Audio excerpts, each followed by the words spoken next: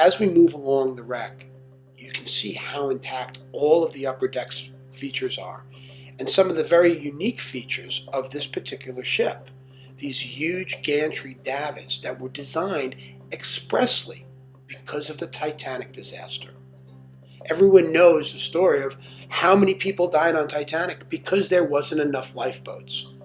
Well, in light of that, there were design changes made on Britannic in which there were more than enough lifeboats and a unique gantry davit system so that they could launch all these lifeboats from either side. Today, these huge gantries look like dinosaurs, if you will, looming in the mist, and they are one of the most unique features on Britannic.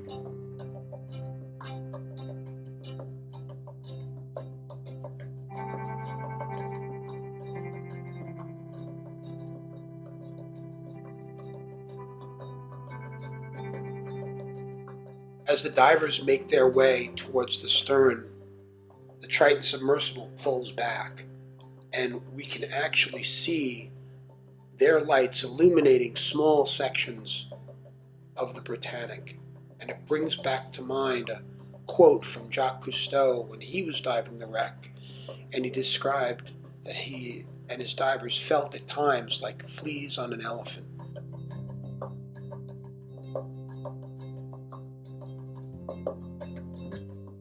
As the dive team comes around the counterstern and we're lighting up the area, you cannot help but just draw in your breath when you see these massive triple screws. Even though you look at these black and white photos, when you see divers next to these 16-foot diameter bronze propellers, it's breathtaking, and it really brings home how majestic and how big these ships truly are.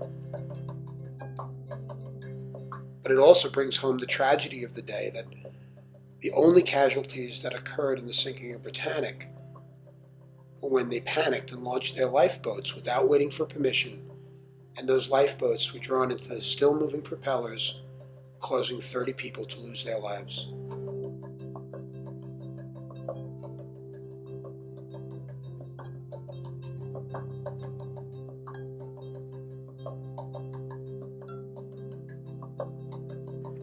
I don't know who was more jealous or happy for the other. The divers were looking at me inside the submarine, and I was looking at them outside, and I can guarantee that at certain points each of us would want to be the other guy. It was so apparent how much fun they were having exploring this wreck. Each of us lighting and watching the other and just gleeful in our exploration and enjoyment, the camaraderie of what we were doing, and the uniqueness of it.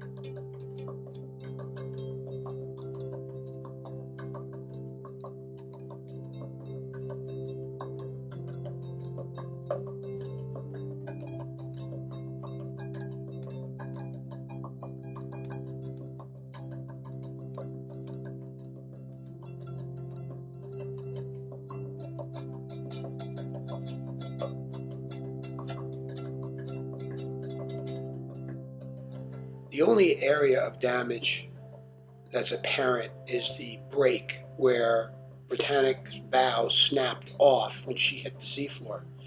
At 900 feet long and in 400 feet of water, the stern of the ship was out of the water when the bow was plowing in. And it's amazing to see how the steel right up at the bow has been folded over, much like a warm blanket. There's a little bit of crumpling at the very prow or tip of the bow, but other than that, you can still see the anchors up in their hawse pipes. The deck crane used for moving the anchors is still in place. But all the railings are there. all of the portholes. The wreck is in incredible condition.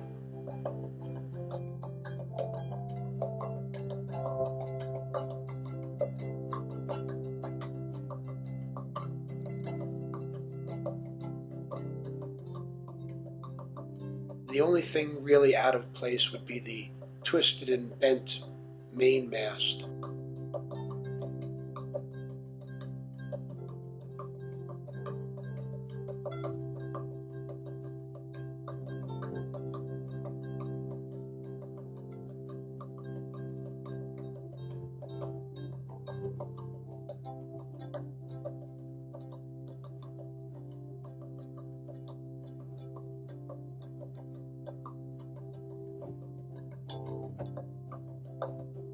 Six hours decompressing is a long time. For the first 2 hours, you're moving through the water column, so you're kind of busy. But when you get to the fourth and fifth hour, by that time you're usually at 30 to 20 feet, and you're not moving, and it can be quite boring.